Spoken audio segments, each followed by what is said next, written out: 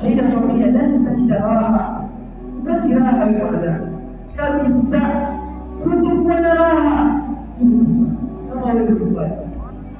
Huwezi kuwa na raha, huwezi kuishi vizuri, huwezi kuwa na starehe hapa duniani kama mswali.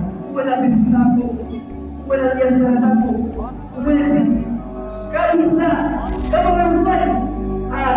Huwezi kuwa na raha, utakaa kila siku dhiki nyingi.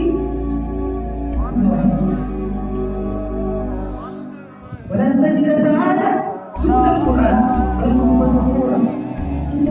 Wewe unajulikana, siamini kwa sababu kwa nini na mali kwa mtajulikana. Wala tajida saada kwa bora, wewe ni president, wewe ni gavana, wewe kwa utakuwa yule wewe ni bora.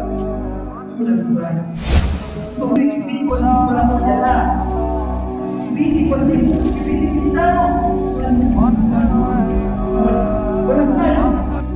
wewe usifanye basilia swali kiasi cha mwezi, si kwamba wewe kupata swali kiasi cha mwezi maisha yako yasababika vipi?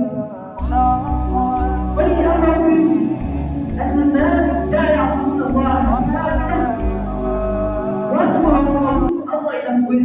inawezekana inapatikana kwamba wala Waislamu wakajiingiza misikitini na nyingi kusali kwa Mungu Allah tabaraka wa taala.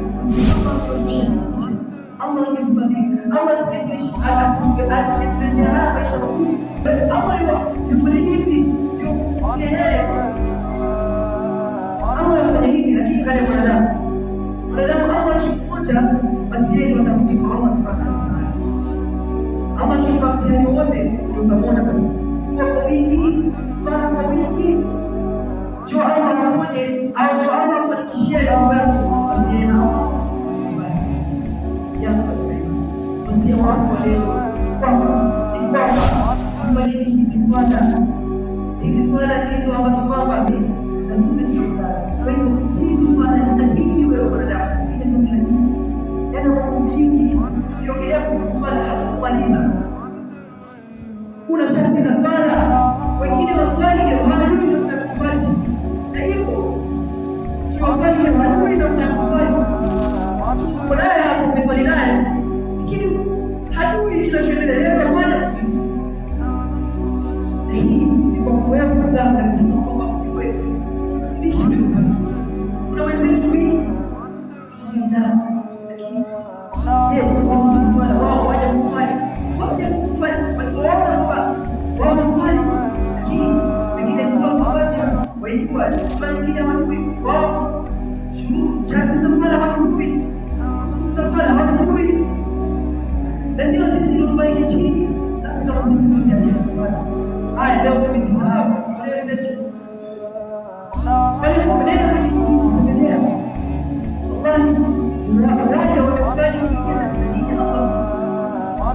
kwamba Allah ni mmoja na hana mshirika, lakini wanakuzao na katika madini yao vitu hawafanyia sisi wenyewe kwamba lazima tujitegemee sisi hapa.